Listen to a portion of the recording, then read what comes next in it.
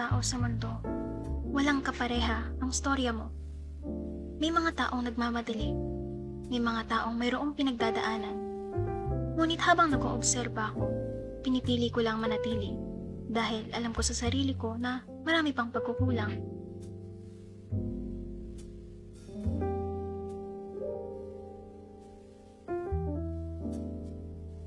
Solo date time again. Kasi bakit ka maghihintay ng ibang tao para mahalin yung sarili mo, di ba? Okay guys, so tips sa solo date. Huwag kang mahihiyang mag-order ng sarili mong comfort drink. So for me, ako laging coffee. Kasi parang life fixer kahit papano. And habang naghahantay, naisip ko, let's do something different today. So meron akong mga questions here inside my wallet. And ito yung mga questions na kadalasan naiisip ko lang. So today, we're going to unfold or bubuksan natin to kahit konti lang. So I prepared 10 questions and I'm going to answer 5 of them. So here's the game plan. So kada inom ko ng kape, pipili ako na isa dito na question and we are going to answer it honestly and simple lang pero effective, hopefully. Game? Game. So, cheers to solo dates. Kasi wala akong makitang jar. Pero yan, ito yung questions. First. Ito.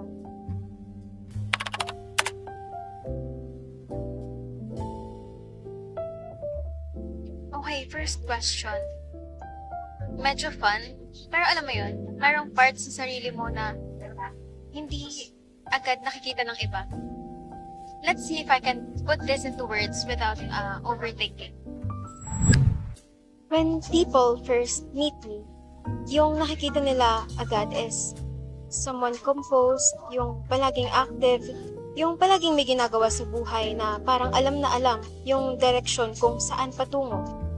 They see the roles that I have, the responsibilities, because of the way I speak when I need to speak.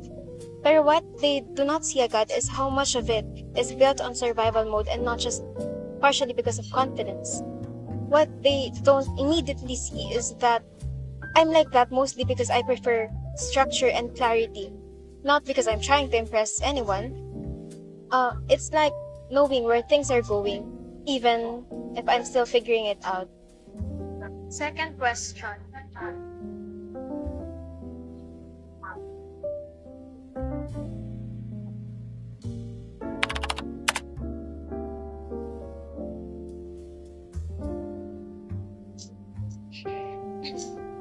Alam mo yung mga maliliit na bagay na minsan mas nagsasalaysay kaysa sa mga malalaking achievements mo na yung mga simpleng routine, yung mga maliliit na gestures, yun yung tunay na nagda-define sa'yo. So, this one, medyo relatable, pero I don't know. Let's see.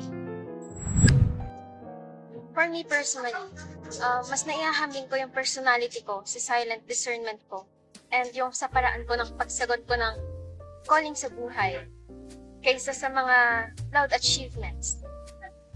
I think nakikita yun sa tahimik na choices, yung pagtigil panandalian, and pagmumuni-muni bago gawin yung isang bagay. I believe na doon ko mas nasasabi kung sino ba talaga ako. And hindi ko kailangan yun ipakita sa iba or maging flashy about it. Kahit maging simple lang ako, at least consistent na ayun yung nagiging identification ko sa sarili ko. I believe na doon ko na ipapakita yung seriousness and honesty ko na hindi kailangan ng awards or any kind of recognition. Okay, third question.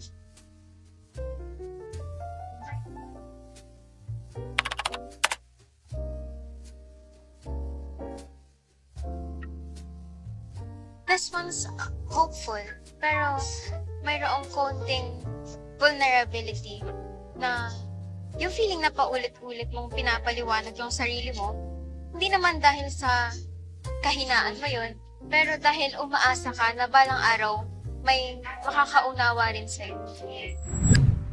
I often explain that being with someone or being around someone my age can feel draining for me sometimes. And it's not because that they're bad or something. It's just that I think I'm weird a bit differently because I always need space to breathe and think. I don't enjoy constant emotional intensity or proving things all the time. Yes, pinahahalagahan ko yung connection na meron kami, but not at the cost of losing myself again. Kasi that is something that I'm very clear about now. And I keep explaining this because I don't want to be misunderstood as distant or detached. I can say na I just know my limits better now. Okay. Second to the last, the fourth question. This one.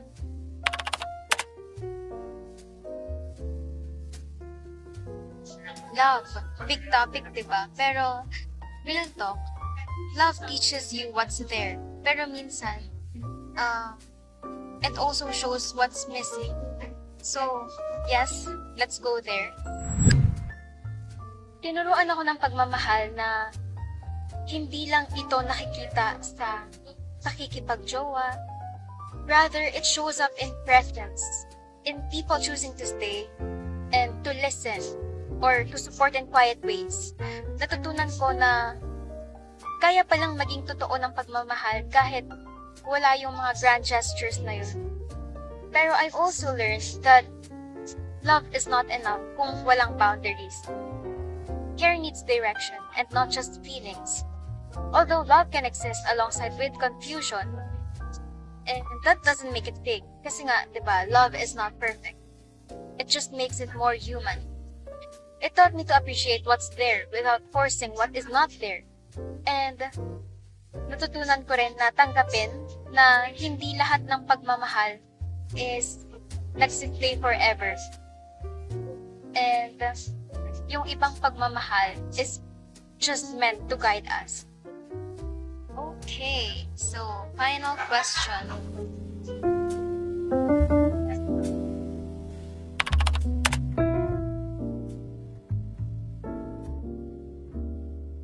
Here comes the heavy one.